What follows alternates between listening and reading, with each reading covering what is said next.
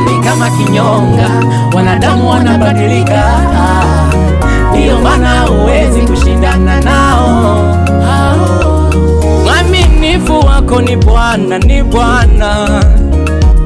Maombi unayoomba kwa Bwana si bure, si bure. Mtakatifu wa kweli ni Bwana, ni Bwana. Ahadi zake akiahidi kweli anatimiza, anatimiza.